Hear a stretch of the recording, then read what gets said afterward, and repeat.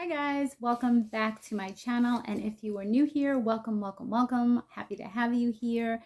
Thanks for sharing this time with me, and today we're going to do a small TBR list that I'm going to go over with you. I tend to do smaller TBRs, stacks, because that's just like how I like to do it. I know some booktubers like have big stacks of books and they go over everything, but I like to concentrate on small stacks at a time. That's just how I like to do it. So let's get into it. Okay, so the first book that I am going to read that's in my TBR is called The First Phone Call from Heaven, and it's by one of my favorite authors, Mitch Albom. This book is about a small town that starts getting phone calls from heaven from their loved ones, and they're not sure if it's like a hoax, like a cruel hoax, or if it's a miracle. And at the same time, there's a pilot that was in prison for a while, and he's just coming out, and his son um, his son and him have lost he's lost his wife, his son has lost his mother, and his son carries around a phone hoping to hear from his mother in heaven. So they're not sure what's going on, and he does a little bit of investigating to see what really is happening. So it sounds very intriguing and something that I think I can read in a day because I love these type of books. Mitch Albom is one of my favorite authors, and he usually writes books that are very thought-provoking and very they're just very endearing books.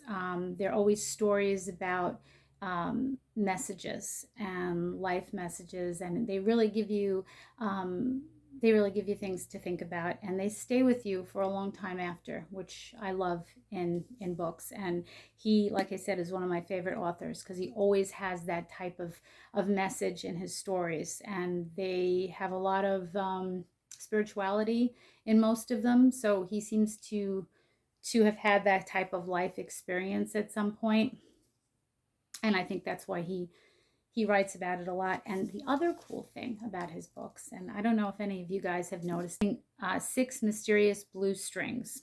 Frankie navigates the musical landscape of the 20th century, from the 1950s jazz scene to the Grand Ole Opry to Elvis mania and Woodstock, all the while searching for his childhood love. As he becomes a famous star, he loses his way until tragedy steals his ability to play the guitar that had so defined him. Overwhelmed by his loss, Frankie disappears for decades, re-emerging late in life for one spectacular yet mystifying farewell.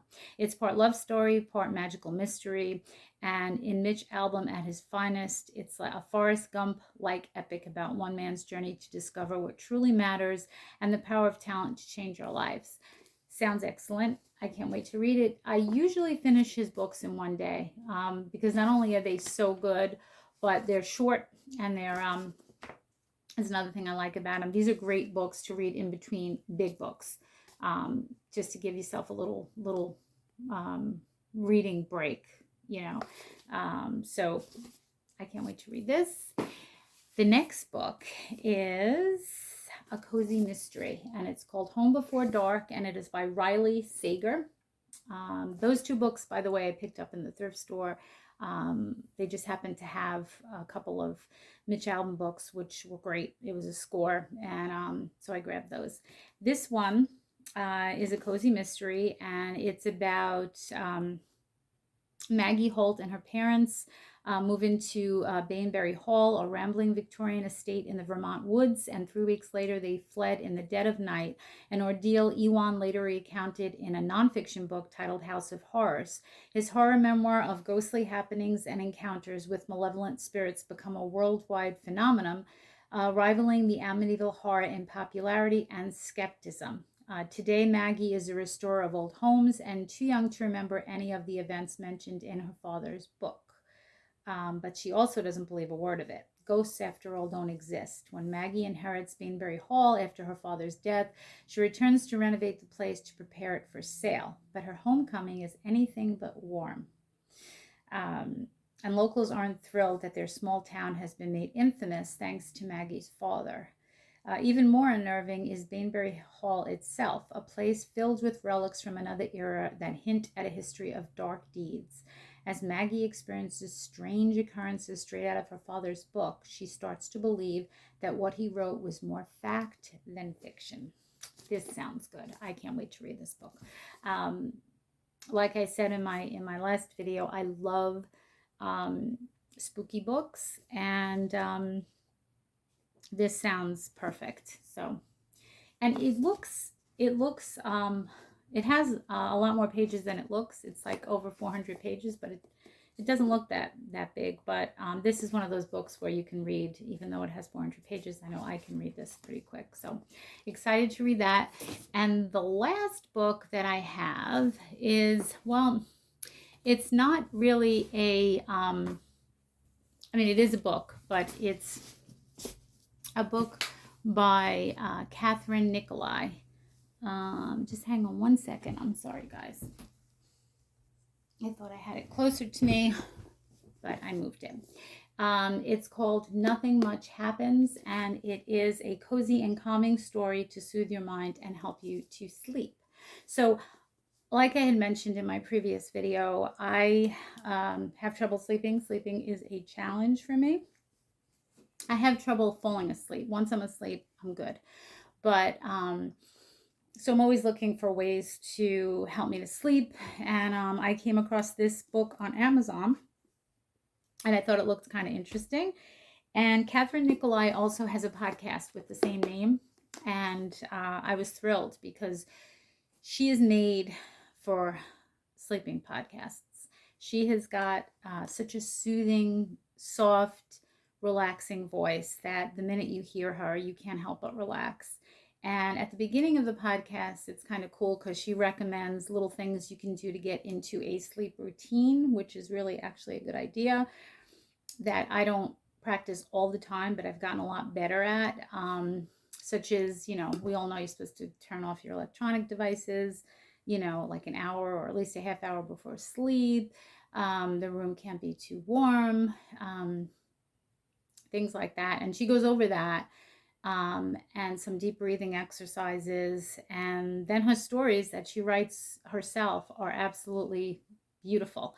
And this book is kind of cool because it has little recipes sprinkled through it, like avocado toast, and there's like roasted potatoes, and they go along with the stories. So it's really cool, and really, really cute illustrations throughout the book. You can see. So it's really a very unique book. I think it's adorable, and I'm so happy I picked it up. It's not a book that you would read like, like a story, but there's a whole bunch of short stories in it that are really, really cool. So, yeah. So pick it up. Catherine Nicolai, Nothing Much Happens, and check out her podcast if you have trouble sleeping. Even if you don't, I would still check it out because it's just, who doesn't want to, relax a little bit and, wind down at the end of the day. And that's perfect. And if you like to read, that's even better. So that's it, guys, for today. That's my little TBR. I like to do these little TBRs, I don't have a stack of books, even though I do have a big stack of TBRs. I like to break them down and do a few at a time. That's just how I like to do it. So yeah, so I hope you enjoyed this video. If you did, please hit the thumbs up, give it a like, and hit the subscribe button below. I promise you it will get better and better and better. I have a few surprises in store, and I'm very excited to be part of the BookTube community. So that's my spiel for today. So tune in again. I'm going to have more bookish things, and like I said, a few surprises sprinkled in.